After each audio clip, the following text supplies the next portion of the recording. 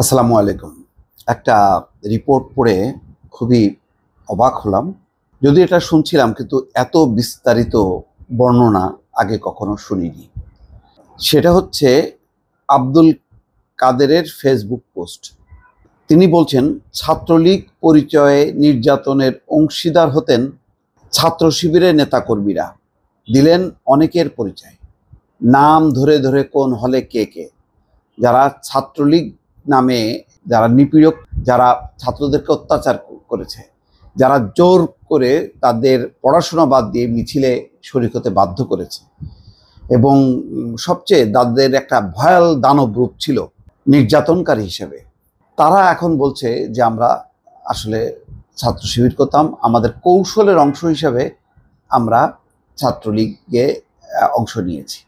এখন ছাত্র শিবির সেই নিপীড়ক ছাত্রদেরকে বলছে যে তারা আমাদের কর্মী, আমাদের রাজনৈতিক কৌশল হিসাবে তারা সেখানে ছিল।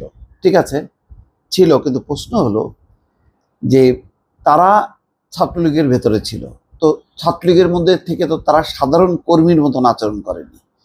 তারা পদ পাওয়ার জন্য ভয়ঙ্কর রকম তদবির করেছে, লড়াই করেছে, প্রতিযোগিতা করেছে, পদ পেয়েছে, এবং নিজে ছাত্রলীগ যে সাচ্চা ছাত্রলীগ সেটা প্রমাণ করার জন্য অন্য সাধারণ ছাত্রদেরকে অত্যাচার করেছে। তাহলে এখন ছাত্র শিবির হিসেবে কি মাপ পেয়ে যাবে, নাকি নির্যাতনকারী হিসাবে, নিপীড়ক হিসেবে তার বিচার হবে? এইটা ছাত্র শিবিরকে সিদ্ধান্ত নিতে হবে। এটা কিন্তু খুব গুরুতর প্রশ্ন। আমি এত বিস্তারিত বর্ণনা শুনি নেই।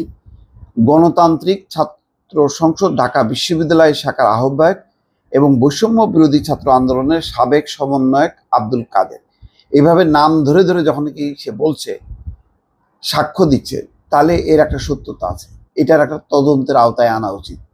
বিশ্ববিদ্যালয় কর্তৃপক্ষ অবশ্যই অন্যান্য ছাত্রদের সাথে আলাপ করে তার আগের কি পরিচয় আর এখন সে কি পরিচয় দিতে চায় সেটা বিবেচনায় না এনে সে সত্যি সত্যি সাধারণ ছাত্রদের অত্যাচার করতো কিনা, গেস্ট রুম কালচারে অন্যদেরকে বাধ্য করতো কিনা, গেস্ট রুমে এনে মানসিক শারীরিক নির্যাতন করার জন্য, সেইটা তদন্ত করার দরকার। এবং এখানে যেই নামগুলি, অনেকের নাম দিয়েছে, আমি আর সেই নামগুলি উল্লেখ করলাম না, কারণ এত বিস্তারিত বর্ণনা আমি কিন্তু শুনি নাই, ফলে এর একটা সত্যতা অবশ্যই আছে। নাম ধরে ধরে বলছে, তারা এখন পট পরিবর্তনের পর তারা বলছে আমরা শিবির করতাম। এখন এই নিপীড়কদের অনেকেই যদি বলে যে না ভাই, আমরা তো তখন বাঁচার জন্য ছাত্রলীগ করছি, আমরা তো আসলে ছাত্র দল, তাহলে কি মাপ পেয়ে যাবে? তুমি যদি কৌশলের অংশ হও, তাহলে তো তুমি ভেতরে থাকবা, সাধারণের মতন জীবনযাপন করবা, তুমি প্রয়োজনে তোমার মূল সংগঠনকে তুমি সহযোগিতা করবা। কিন্তু তুমি নিপীড়ক হইলা কেন? তুমি অত্যাচারী হইলা কেন? তুমি পদ পাওয়ার জন্য প্রতিযোগিতা করলা কেন? তুমি ছাত্রলীগ হবার জন্য এবং নিজে একেবারে ছাত্রলীগ, এই জন্য অন্যদেরকে নির্যাতন করে, অন্যদের অধিকার ক্ষুণ্ণ করে তুমি এই কাজগুলি যে করছো, এটা কি কোনো ন্যায়ভিত্তিক হলো? তোমার 7 গুণ মাপ হবে? এই গুরুতর প্রশ্নগুলো মীমাংসা অবশ্যই জামাত ইসলাম এবং ছাত্র শিবিরের শীর্ষ নেতাদেরকে বসে বিবেচনা করতে হবে।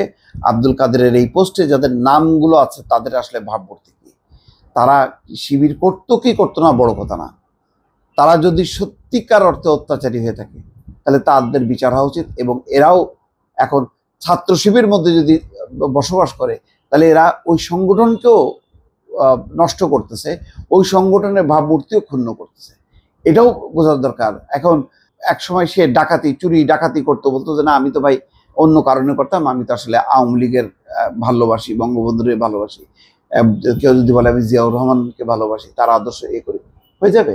তাহলে তার চুরি ডাকাতি রাহাজানির এটার কোনো বিচার হবে না? এই বিষয়গুলো এখন গভীরভাবে ভাবা দরকার। আমি এটা সত্যিকার অর্থে এরকম বিস্তারিত বর্ণনা শুনে আমি রীতিমতো আতঙ্কিত। এই জন্য বিশ্ববিদ্যালয়ের উচিত যে সেল গঠন করা এবং ওই ডিটেক্ট করা তাদের কোন ছাত্র সংগঠনের কে লুকায় ছিল, কৌশলের আশ্রয় নিয়েছিল, এইটা বড় কথা না। সত্যিকার অর্থে যারা নিপীড়ক ছিল তাদেরকে চিহ্নিত করা দরকার এবং তাদের শাস্তির আওতায় আনা দরকার। দর্শক ভালো থাকবেন, আল্লাহ হাফিজ।